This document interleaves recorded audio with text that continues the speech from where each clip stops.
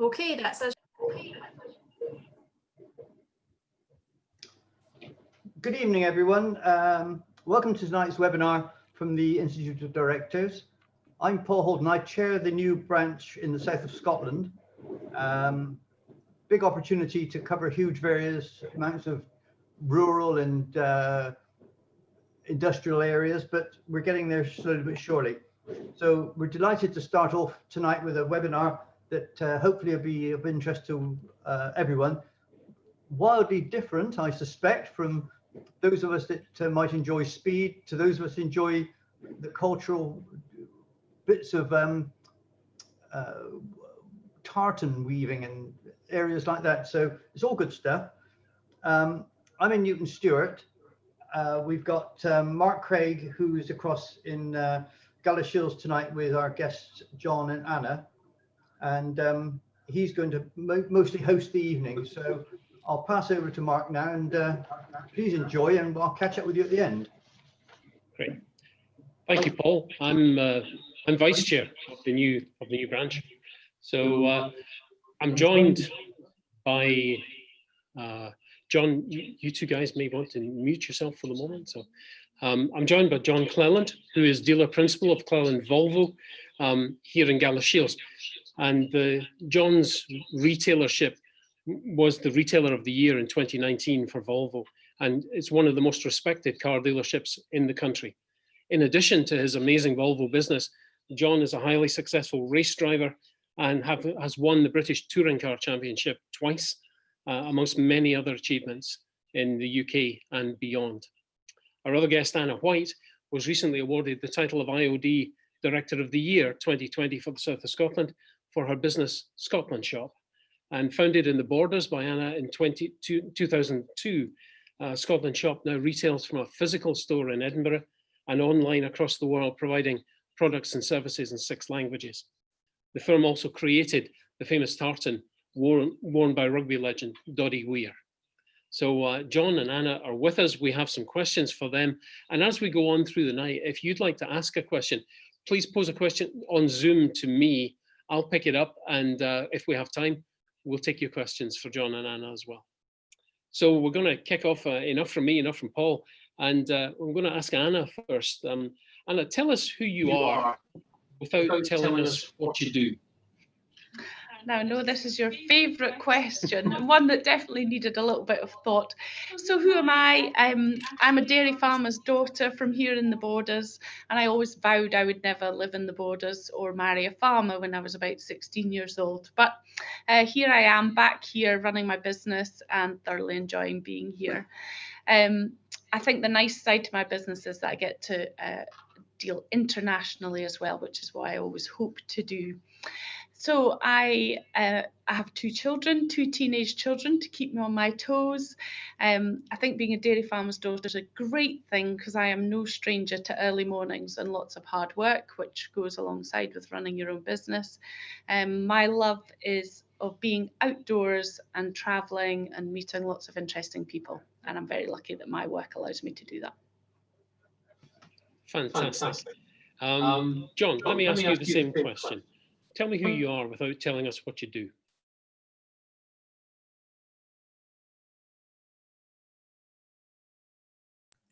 John, you're on mute.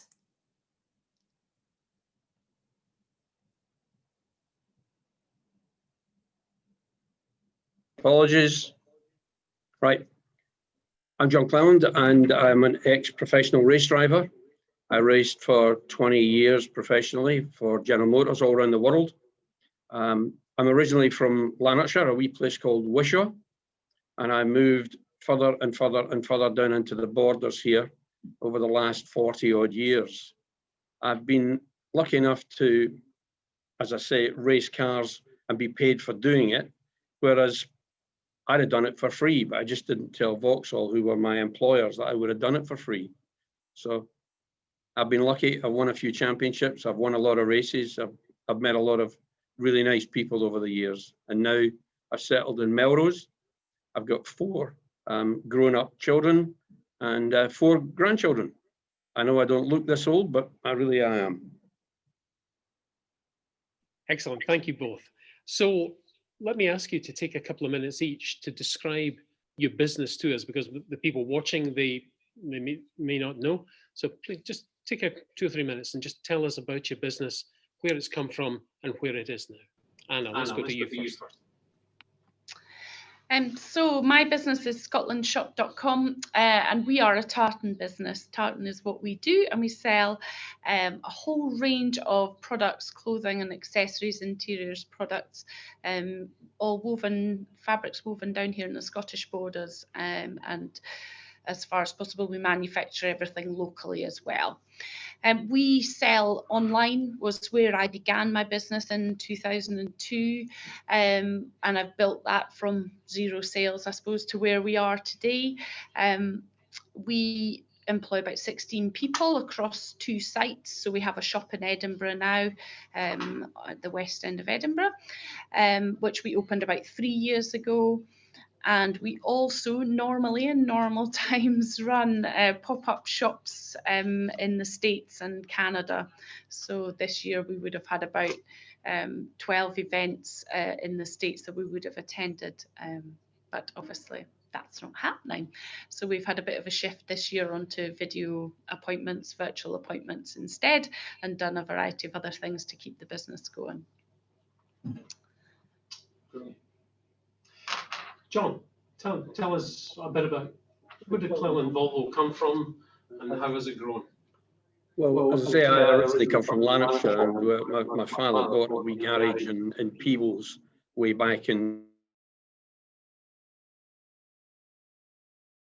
1972 with Opel and Vauxhall, and we were Vauxhall dealers for many years, and then decided to sell the property to put houses on and move down into Galashiels here. We built what we have here as a custom Volvo site back 31 years ago. And back 20 years ago, I took Jaguar as well in a separate building here on the site, which I sold 2 years ago to the local Land Rover dealer. But I've been Volvo solus now for the last 31 years. We employ about 24 people. We'll sell just under 1,000 cars a year off this site. And it's pretty full on. We sell cars all over the UK. The internet is our biggest friend and our biggest enemy. It means that we can sell cars to everyone up and down the UK, but we have to be competitive. So nobody buys anything more expensive than they can buy it locally. So we tend to try really hard to make sure we're competitive in everything we do.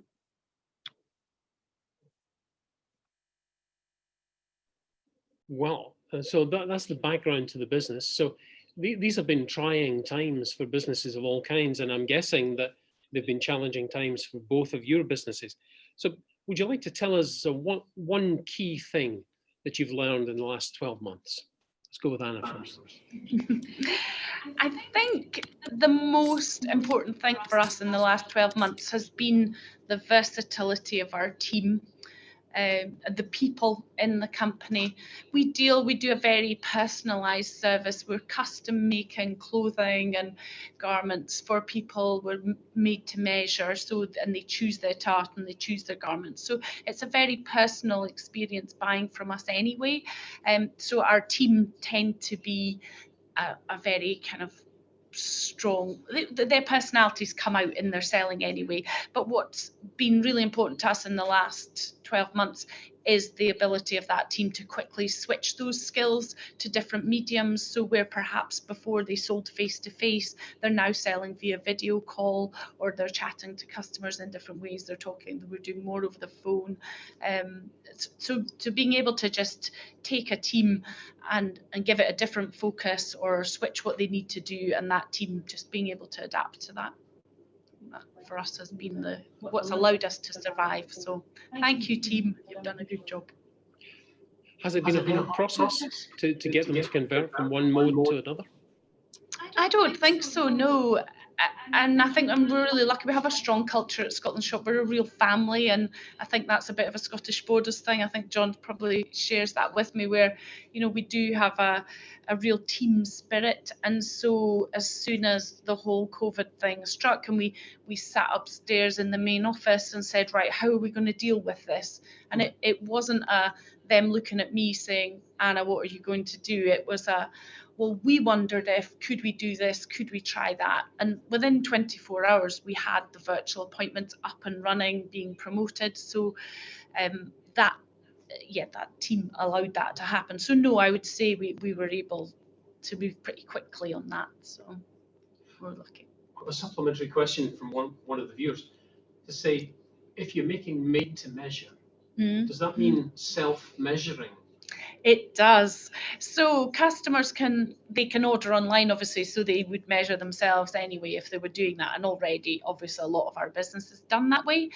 But we also offer appointments in the shop in Edinburgh, and this is why we also run lots of pop-up events, and that's why we were rolling this out in America as well, which was going down very well. So yes, self-measuring. So we now are going to teach you to measure on a video call. So it's actually really good fun. The people who do it really enjoy it. We show you tartans. We tell you, no, you've got your tape in totally the wrong place. We teach you where your hips actually are. So yeah, it's good fun. We've had a lot of fun with it. The technology often lets us down, but customers have been very accommodating, and I think we've got it pretty slick. So you don't get blokes in particular who measure and say 38 inches and they say, actually it's a 36. Yes, we get a bit of that. And I always wear a 34 jean and this is measuring 38 and that can't be right. But no, it is right. So yeah, just teaching people to do things correctly. John, what about you? Tell us something big that the last 12 months has taught you. How to deal with the unknown, I think, is probably a good way to start. When I wrote my budget last December, I didn't know what COVID was. I had no idea what PPE was. And it was a challenge. The first 3 months of the year were looking okay. We closed down on the 24th of March, as we were told to do. And we went home for 5 weeks. I came back to work on the 4th of May with what I would call the A team in the business. There's always the ones that can get things done, the ones that don't need self-starting in the morning. And that was the team that I brought back, about 60% of my staff. But as we closed down on the 24th of March, I guaranteed that I would pay all my staff 100% of their salary before Rishi Sunak came out and said the furlough scheme existed. So I'd already agreed that I would pay them 100% because I've got 24 people here. 15 of them have been with me over 20 years, and half a dozen of them have been with me for 30 years. So they're long-standing members of a team that know how to get things done. They think the way I think, and coming from a sort of a background in motorsport, there's a competitive nature. So that's rubbed down through the whole business here, and we all want to be the best at what we do. And how do we do it? And a bit like Hannah said, we sat down with the team when they came back and said, right, this is what we're going to do to make it safe. This is how we're going to deal with social distancing and PPE, but we are still going to trade. We will have to change the way we operate. We'll do a lot more online.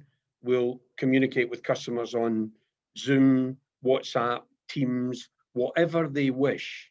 We'll do your own personal video of the vehicle that you're interested in.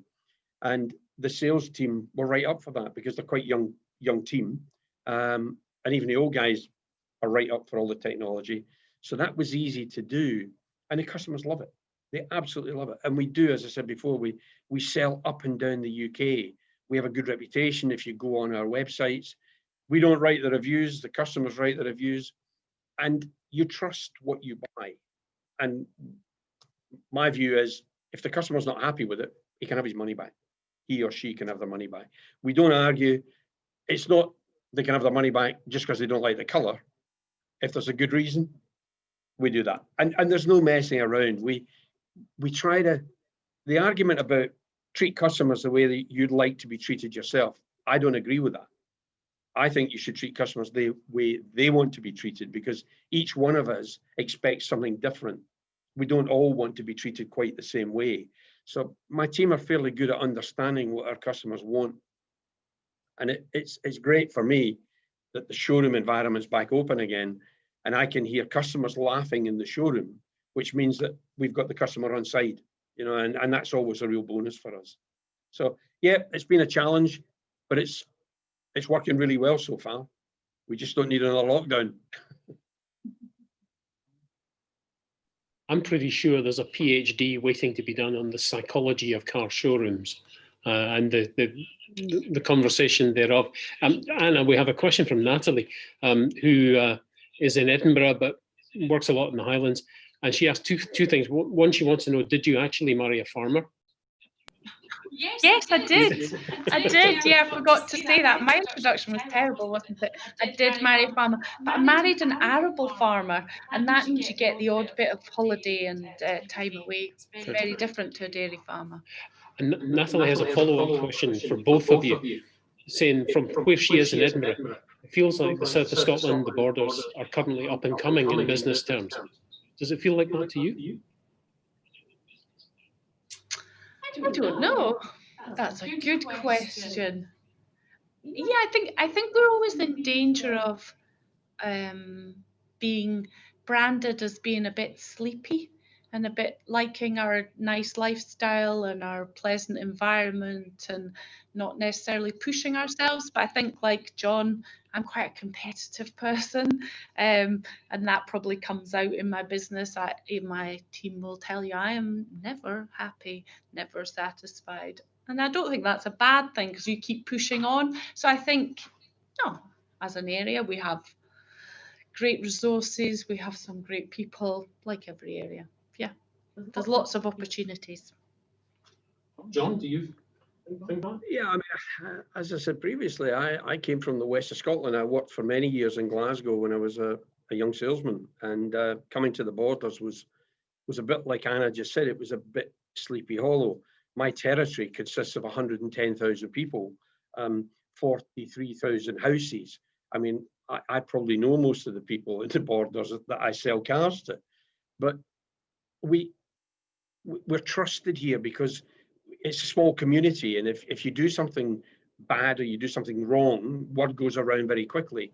In the city, in a major population area, that can sometimes get lost. So it's really important for us to recognize what customers want, how they want things, and when they want them. And I think the important thing is we got to do what it says on the tin. If we offer something, we have got to do it. And really, I think sports men and women make good business advisors or good business people anyway, because they have that aggressive, competitive spirit that it never occurs to me in the morning that I get up, I can't do something.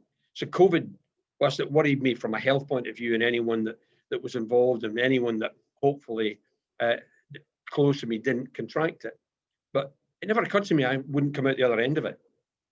When I built this business 31 years ago in 1989, I remember signing a borrowing document to the Bank of Scotland at 14% interest to build this building. And when I think back to it now, if I was to go back out today and build another dealership, would I sign up for 14% interest? I sure would not. I must have been mad in those days. But we come through it. And I've probably come through, I don't know, 3, 4 reasonably big recessions. And my view is never waste a good recession. There's always a positive out of it. Our business, for instance, is about 40% ahead of where last year was at the end of October. So people, from my point of view at the moment with COVID, they've not been able to go out to the pub, they've not been able to go to restaurants, they've not been able to go on holiday. They buy a car. It's the second biggest. They can't sell their house because that wasn't on the cards either. They buy a car. And that's where we've seen massive success recently. So long may that continue. And in the process of all the COVID stuff, as John has mentioned, have either of you had to do something special to look after yourselves? Because you employ lots of people and the pressure of that must be quite significant. Yeah, I feel very conscious, certainly, of my responsibility to my staff, and that, yes, I'm not myself going to be going out, putting myself into situation, you know, in with big groups of people, or so. No, I have children, so immediately I'm obviously in contact with via them every bug that exists. But yeah, I do feel a responsibility. I feel, though, a lot of responsibility from a mental health point of view and from a looking after my staff. And I think you touched on that, John, about that. These are people who've worked for me, you know, for a long time, or even those who haven't been with me a long time, who they mean a lot. We are a proper family business, and we, you know, they mean a lot to me, and they've worked really hard. And so just chatting to them and making sure they're okay, and even if they're on furlough, actually, is that worse for them because they've not got such a sense of purpose, and they know they're missing out, and or they know that the rest of us are having to work double time to cover. Or so yeah, I think from a just looking after people, I feel like I've done a lot of just chatting to people, but even to customers who are lonely, quite obviously lonely, and just want to phone for a chat. And yeah, just so it's changed. I think that whole community thing. I mean, our business is built on community because we deal with clans and people who are looking back to their history and their heritage and their family. So we're kind of into that anyway. But I think this whole situation has brought out that caring for other people is important. We genuinely do care about our people and our customers, so we're happy to speak to them and spend time on them. Do you have a version of that, John? Yeah, I do. I mean, we set our business up from the moment you walk through the door to be very conscious of safety relating to COVID and the distance and the PPE and so on and so forth. But we sanitize all customers' cars if they come in for repairs. And as Anna said, we actually found that during this whole period, you could bring your car for maintenance because it's essential. It needed an MOT, regardless of whether the government said you can push that back 6 months. If it was had a bald tire, you would still be booked for it. So we encouraged them to have repairs and maintenance carried out. They were quite keen. Customers were quite happy to come along, but we did say to them, we will take your temperature as you walk through the door. And if you have in any way got any worries that you may have COVID, please don't come. Your temperature will be tested as you come in. We have no newspapers for you to read, and unfortunately our coffee machine, for the same reason, is switched off. If you want to bring a newspaper and bring a flask of coffee, you're more than welcome to sit in a location that be isolated from other people, and you can sit and wait while your vehicle's done. They like that idea because it's the first time they've had an opportunity to come out the house for weeks and weeks, in some cases months. So we were seeing an awful lot of that. But every week I go through with my staff a conversation on a Monday morning. Right, any anxieties, any problems, any worries? Are you concerned at the way we're handling this? Most of our cars nowadays, you don't need a key to access it or to start it up. You don't put it in a lock. They can be sealed in a bag. So when we hand back the bag to the customer, it's been sanitized, the car's been fully sanitized. And when you come to collect a new or a used one from us, we have stickers on the doors to say that before we closed and stickered this up, it was fully sanitized. So people know that we're caring about what their health. And given the fact I'm over retiring age, I'm in that health bracket too. So I should really be taking even more care. But it concerns me that one of my staff might contract something. They've all got partners, young families, elderly relatives. So we are super careful that we would have to close the business down if we ended up anyone getting COVID or even anything related. So we're very careful. We monitor it. And from a mental state of mind, I walk around our business all the time, just watching if the body language of a member of staff is not right. It's probably because they're concerned about something maybe at home or mixing with other people or whatever. And we try and take the steps to ensure their safety. And when this is all done, whenever this might be, I think we'll all have learned something. We'll all have become a lot sharper at what we do and how we care for each other. And also how we run our businesses in the future. We're just I look at more detail now than I did before. On the 24th of March, when I locked down, I said to my accountant, we didn't furlough her. She was working from home. And I said, right, pay everybody. Don't leave anybody unpaid. Pay whatever's due. And we did. And when we came back on the 4th of May, not a single person had paid us. Not a customer, not any of our salespeople. Nobody had paid us. And I thought, all right, okay. So I went and I changed our credit terms. So it had a big impact in the way we did things, because it was just, we weren't short of money, but that wasn't the point. It just made me focus in on, well, why are we doing that? Why did we let that happen? And we've changed a number of processes within the business that have allowed us just to be a lot sharper and notice things a bit quicker. So yeah, it's been really helpful. Sense, John, how much are you? Yeah, it's probably way, it's going over 50% of our business now is out of borders.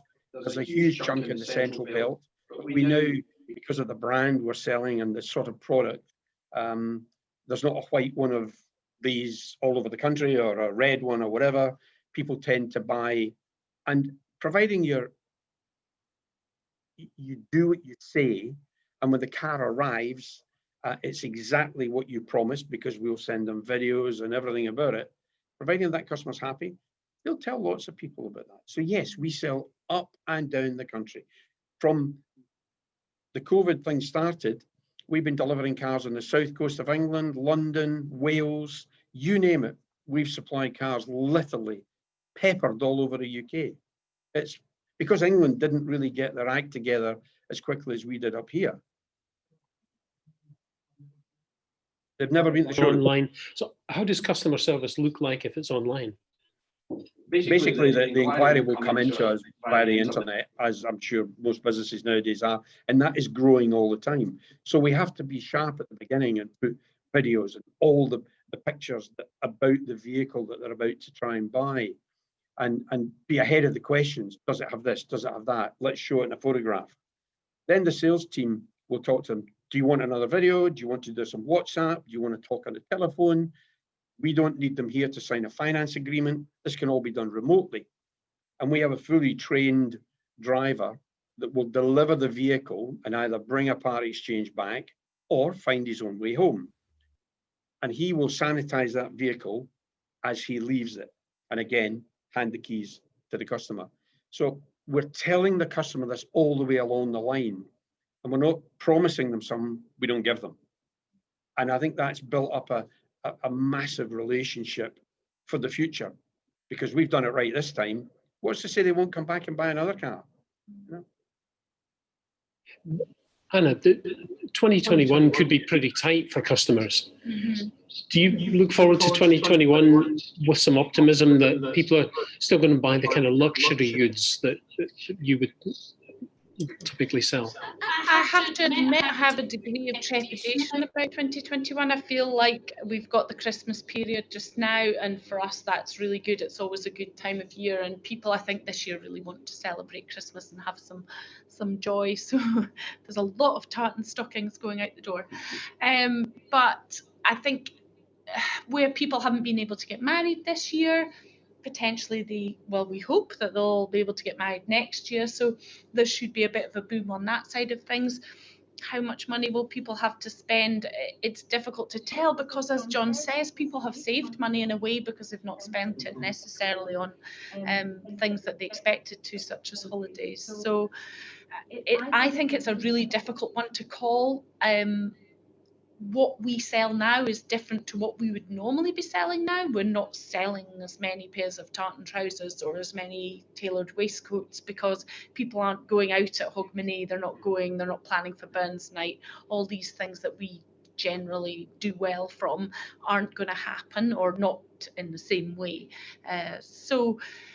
But we've shifted. We're selling a lot of face masks. You know, we immediately started to make tartan face masks when all this happened. So we're doing different products. We're trying to come up with new ideas. We're talking to our customers. We're asking them what they want. So I'm not sure what it'll bring, but I think it will become. We'll work it out as we go along. and we were on a kind of path with our American expansion, and we've not stopped that. We've used this as we've just carried on doing our research and development and on that project. So we'll just keep doing that, and when it's ready to roll out, then it's ready to roll out and we're ready to go. Does today's election have any bearing on that? Well, we've had some very interesting conversations with customers in the last few weeks who love to share their political views, and yeah, it will, and we have to see, you know, we are looking at different areas in the States for expansion, and that's obviously affected by politics and how settled those areas are or not. So yeah, it will have an influence. Yeah. John, you sell a top-end car brand. How's 2021 looking to you? It's difficult to know at the moment just what 21 will bring after. We have to end this year and see whether we're still got COVID in the early parts of 2021. The one thing that probably concerns me most of all is the likelihood of crashing out of with a no-deal Brexit. If our cars are obviously made on a number of places. They're made in America, they're made in China, they're made in Sweden, they're made in Ghent. So they come into the UK. Nothing we have is manufactured in the UK. The consequences of going for a world trade set of rules will mean that we'll have a 10% tariff on everything that comes through the door. So all my cars will be 10% more expensive. I'm not sure how that's going to affect things. What that does effectively is it will make the end user's monthly payment more expensive because it's 10% more expensive at the front end. I suspect just to use the German manufacturers as an example, I mean, the German manufacturers put about 1 million cars a year into the UK. I'm quite sure they're all sitting around the table somewhere with Angela Merkel saying, guys, we need this to work. We cannot have the UK not taking our cars. Likewise, we're a massive market globally for the car industry in the UK. It needs to work. It employs many thousands of people, and it actually turns over an awful lot more money than the fisheries industry, which they're having a massive discussion about.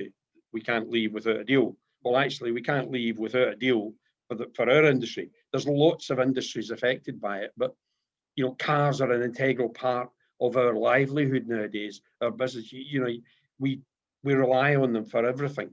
So that worries me most of all. You could probably argue that the used car side of the business, the repair side of our business will continue, but we need to come in with some idea of what 2021 will bring in terms of Brexit. And it's not just our industry, obviously, it's everything. And I think we're probably too busy fighting a curse at the moment without really focusing on what Brexit really means and how will we come out of that. So that worries me most of all. That's my biggest concern right now. I don't think it'll stop our business completely. It'll just make it a bit more challenging. And has the pandemic, in some sense, has it changed anything about your business permanently? So it's not a temporary move. Is there anything that's happened in the last 6 to 8 months that's made you think, you know, actually, we're going to do this differently, permanently? Anna. I think, for example, things that we do now, like the virtual appointments, we will never get rid of them. We now offer the live chat system. You can now transfer straight into a video call. So bits of technology like that we've adopted, we're not going to get rid of them. They work really well, and we've kind of got them set up now. But more, I think, a little bit like what you were saying, John, before about knowing where your business is, and when you were talking about your invoicing terms. So for me, I'm really bad for saying, yeah, we'll just run with this and we'll make it make money in a year's time, 5 years' time. That's in my 10-year plan. Whereas, you know, we hit this and then went, we haven't actually got a lot of money in the bank to see us through this. And that's not a good place to be. And if we want to expand and grow, we need to have a bit more just in behind us. So it's made I have become the cash flow queen, which normally I just ignore the numbers and write it on a fag packet and on I go. So I have become very, me and my accounts girl who's done a great job, and we have just been so on it in terms of where are we going, and we've done a lot of forecasts. So into next year, we've done our the economy's going to dive forecast, we've done our it might be okay, and we've done our it could be really good forecast. So we've become way tighter on the finances, and I've learned a hard lesson, and I'll be paying a lot more attention. So that would be my takeaway. Don't just bank on making it in 5 years' time. We need to make it now. We need to be making the money as we go along, just to keep us safe and in a good position. How about you, John? Has something happened that would change your operation permanently?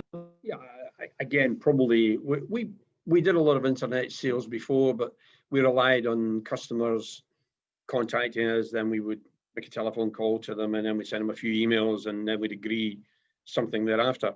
Now it's very much they do like a Zoom or a WhatsApp or a some form of video conversation. They can, that way at least they can see into the eyes of the salesperson they're dealing with, and I think that helps a lot. And my team do tend to try and get get the customers enjoying the experience, because I always work on the assumption that you're happy with the house that you live in because you bought that house. That's the only thing you bought. People sell you things. I sell cars, so I will sell you a car. You have to be happy with that. So if you actually bought the car, you'll be happier with it than you would if I sold you it. Maybe. So we try to do exactly what that customer wants. If they want something, we'll try and make it work for them. So I think showing them everything about the car, being smarter online, being able to do e-signatures and all of the other things. We've always been pretty tight in terms of our credit facilities. No one removes a vehicle from our site here, new or used, unless it's paid for either by a finance company, a bank, or personal money or whatever. We don't take checks, and we try and discourage cash. So that's very focused and always has been, but we're now looking at even more. We're looking at our stock and saying, we've had that too long, it needs to go. Turn that money over, make it work better for me, make it work quicker. We will profile our stock much better and much sharper than we did before, because during all of this, that bright red one, that didn't sell. Why did that not sell when we sold the blue one and the black one and the silver one and around about it? I said, it's a color. Right, we'll stop buying that color. So we profile them down to the model, color, interior trim, gearbox, and so on. And we only now buy what we want. We're not happy with it, don't buy it. We only keep it a certain length of time. It's got a shelf life, out, gone, re-employ the money and be done with it. That's our biggest challenge, is actually being able to buy the right product to sell at the right price. And something well bought is already half sold. So that old adage still works today. But I think it's just looking at every element of the business, from the staff. We have only made one member of staff redundant through this whole process. And possibly, and I'm sure there's an awful lot of businesses out there that have looked at their teams of people and decided this is a good opportunity to bite the bullet with certain members of staff that they probably should have bitten the bullet with anyway, but for whatever reason they didn't. Was that person not performing? Was that one the terrorist in the family? And we can't have that any longer. We work as a team, and as I say, every week I have a conversation with my teams, and if there's somebody got an anxiety, a concern, a worry, let's address it. You and me in a room. If you're not keen on saying something in the open, let's have a conversation. Nobody's going to bite your head off. If you've got a great idea, and I think it works, we'll implement it. I don't have a monopoly on ideas. I'm always keen to listen to the staff who are, in a lot of cases, closer to my customers than I am. So we've learned how to change and adapt quite quickly to an ever-changing market in the last 6 months. So it's been a real education on how to change direction quite quickly. Yeah. We have a comment from Ben is in St. Louis in America. So hiya, Ben, thanks for joining us.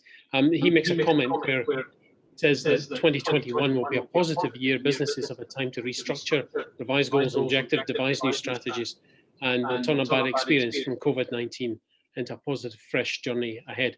Ben, we all hope you're right, and thanks for taking the time to send that in. Anna, what's when you look to the horizon for your business, what's the most exciting thing you can see? Well, I think certainty would be the most exciting thing I would like to see, but we're not going to get to see that. So we'll just have to put that one aside just now. For us, it's continued growth. You know, I do expect us to grow. We've invested a lot in what we do. We've spent a lot of time, and I've spent, the great thing about COVID is I've been down packing parcels, speaking to customers, back on the shop floor, back frontline, which I still did anyway, but not quite to the degree I've done in the last 8 months. And that's been really good because, like John says, we've revised processes, we've tightened things up. I've been like, that takes hours. Why on earth are we doing it like that? I've been looking at rails of stock saying, why have we got that stock? We shouldn't have had that. So we've tightened up lots of things. So yeah, and a little bit what Ben's saying is, yeah, we've restructured, we've changed a few things. So going forward, that is exciting because we're in good shape to move forwards. And for us, we have big plans for the US market. We currently do about 45% of our business into the US, and that's a market that we intend to grow very aggressively in the next couple of years. We've got a timeline in place on how we plan to do that. So we've spent a lot of time on that during these quieter times. So yeah, that for us, definitely our US expansion is exciting. John, I saw recently Volvo saying that in a new Volvo, no one will die. That's a claim to make. What's the brightest opportunity on the horizon for you as you look forward? That we don't have anybody dying in the Volvo. That'd be a good start. That comment was made by our CEO in Sweden, and I mean, the idea is if you have an accident in one of our cars, there are more airbags go off to protect you. However, we are changing. We're in a changing market. We know globally that global warming is a big challenge. That petrol, diesel, hybrid, battery, all of that technology, autonomous cars, all of that we've got coming towards us. We already, as a brand here at Volvo, have all of our ranges has the hybrid technology already. We have a fully battery-powered vehicle in the XC40 coming in January, and that will be our first full battery. I'm currently driving a hybrid. Coming from a racing background, normally I would prefer to hear the sound of an engine and, you know, really good raspy exhaust, and I still do.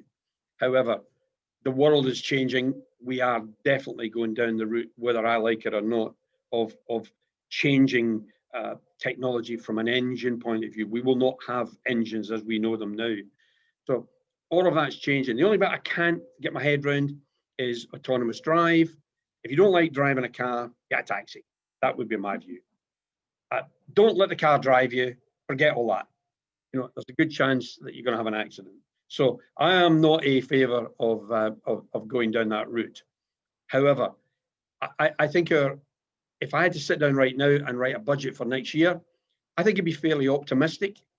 I think we've got people out there that we've only seen the tip of this. A lot of people are still working from home. A lot of people have decided, I'm going to be out of a job soon. I might just start my own little business. So I think you'll see an awful lot more small businesses start up. And I'm pretty confident that next year will actually turn out to be a pretty fair year, because I'm quite sure that Rishi Sunak has got to fill the coffers somehow, but I don't think he's going to do it by putting up tax or corporation tax or anything anytime soon. I think ultimately, yes, but I think to begin with, that would be a mistake, because the businesses that have just come out of this catastrophe maybe would struggle in that respect. So personally, I think what I will be changing we'll put a bigger focus on sourcing used cars, a bigger focus on displaying, advertising, and trying to attract more used car buyers, because for me, that I can control. I can't necessarily control the new car business, because any taxation that comes at me from January 1, I will have no control over. So I just have to work with the tools I'm given in that respect. So for me, it's going to be about used cars, looking after our customer base. We spend a lot of money getting customers to come to see us in the first case, but we should actually spend a lot of money looking after them, putting our arm around them, and make sure they're happy with what we do.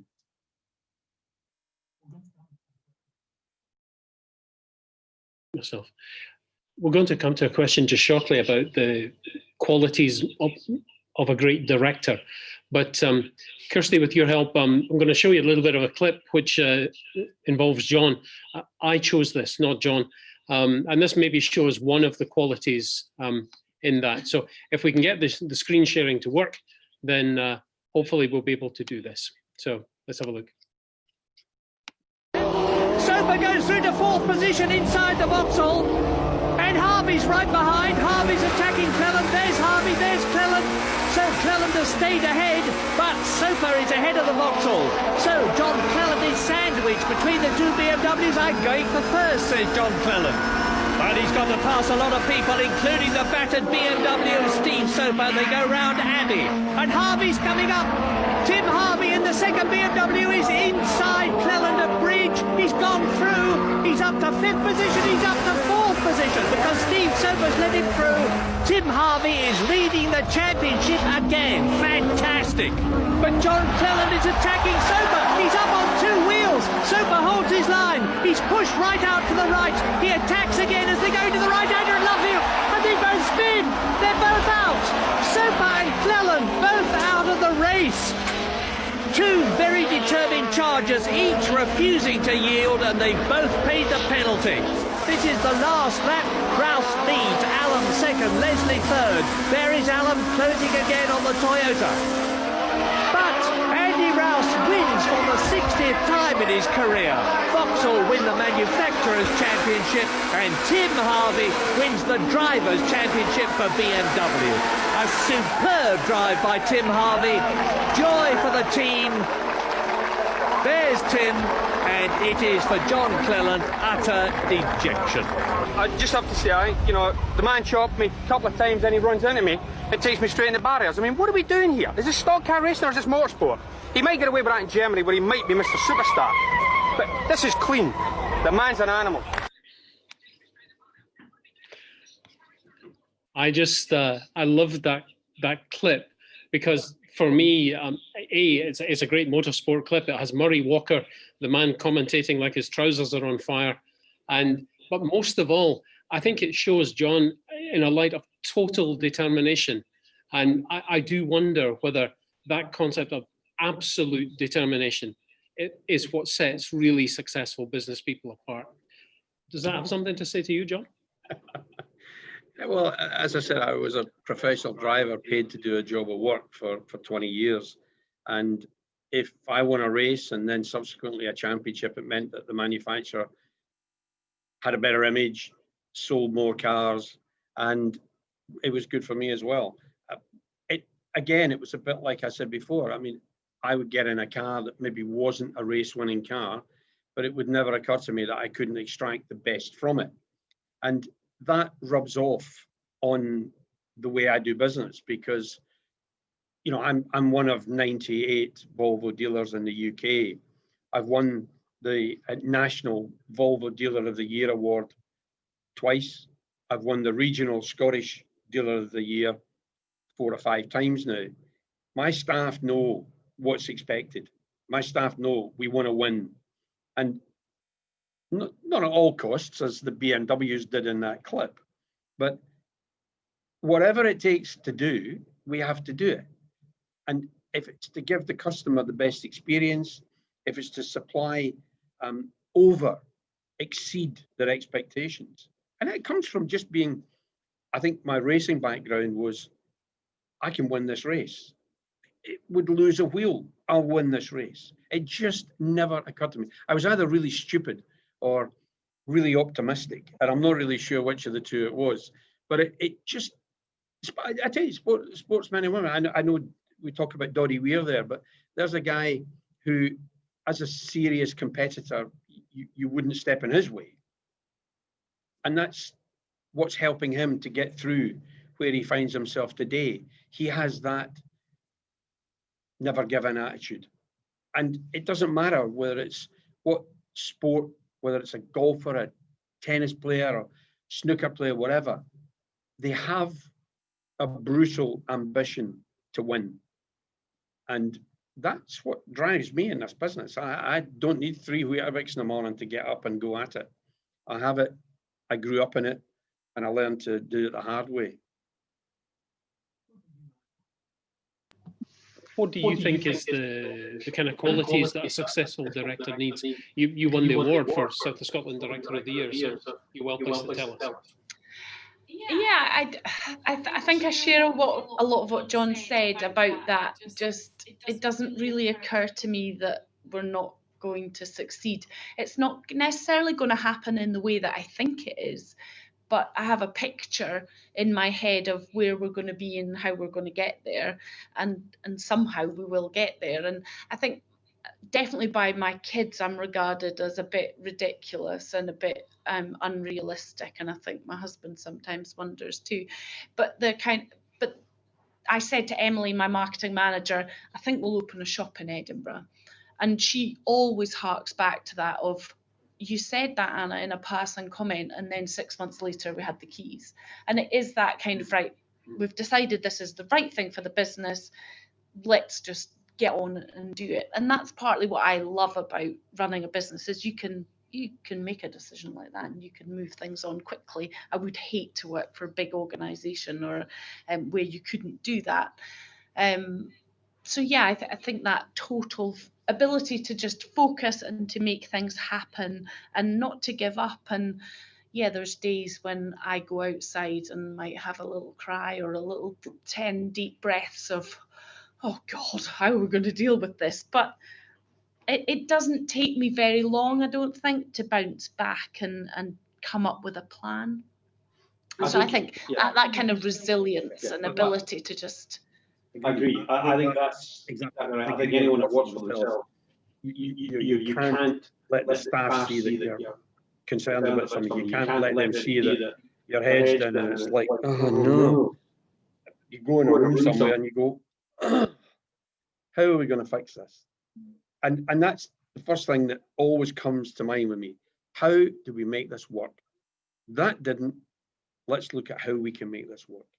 And it's just the resilience. It's the ability to change direction quite quickly. And as Anna's just said, you know, some of the big companies, you've got 12 board meetings to get an answer to something. I'm fortunate, and Anna's fortunate, we can change the direction in which our company travels very quickly. And so far, it's been, from my point of view, it's been for the better. So I will make a decision to change something if I see a good reason for it and I can see the benefits. I'll change it immediately. It won't take me long to think about it. I have one last question for you, but before we do that, another Anna poses the question, are customers more demanding now compared to before March? Do they expect more, or do they expect less because they understand times are hard? No, I don't think they're any less demanding. It's interesting, the reaction. Some are very much, oh, I know that might take a little bit longer, or I know there might be, yeah. So in that way, some are very kind of accommodating and pleasant, and it's really nice. I don't think it's an excuse to deliver any lesser service. I think if there are problems, you have to communicate them to your customer. We find, so we did a little bit of selling on Amazon, and I just detest it because you have no relationship with that customer. Their expectation is that the item will be with them within 24 hours. And if it's not, they just cancel it, send it back, whatever, because they don't know who you are. They haven't spoken to you. They don't know that you care about them. They just assume it's some great big corporation. So are people, I think they're just as in a way they're more demanding because they're sitting at home sometimes with less to do. So they've got time to be demanding, but you know, we're delivering a high quality product, and we're telling people we offer a high level of service. So we're going to deliver that, and that's our job to do that. And that's part of the pleasure of doing it, is surpassing that, of delivering it faster or delivering a better product or talking to them more about it so they understand the history behind it, or it's surpassing that. So I don't really mind a demanding customer. I think they push us, and I think that's a good thing because that's what makes us special. One of our viewers, Malcolm, says you two are almost certainly really demanding customers in your own right. So he kind of doubts that you're taking the foot off the pedal, as it were. John, what about you? Have you noticed any difference in terms of customer expectations? Yeah, I think people do expect you, regardless. You're open for business. You have to supply the product you've promised. So I think people do expect that. And I have to say, I would like, I managed to mute myself, I apologize. I think customers do expect good service. They do expect, regardless of COVID, to get what they ask for. And it's too often they've tried to book an appointment with a dentist, and sorry, due to COVID, we can't do that. Or you can't go to your favorite restaurant due to COVID. I think we're all fed up hearing, to some extent, we can't do that because of COVID. They're working from home. Well, actually, I think if you can safely work at work, you should be doing it. That's my view, personally. As long as it can be done safely, I think it can be done. And that way we can supply the service that I think the customers demand of us. So I think COVID has certainly made us look at all sorts of things, and the customers understand it. They get that. They get that there are certain things that might take a wee bit longer, but they still demand the product when they want it.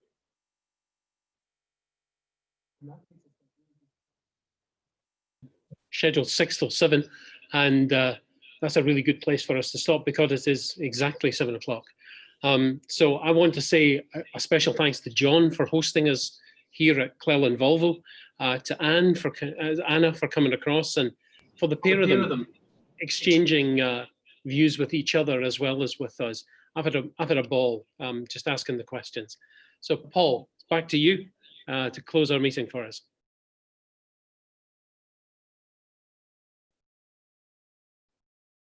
You're on mute. There you go.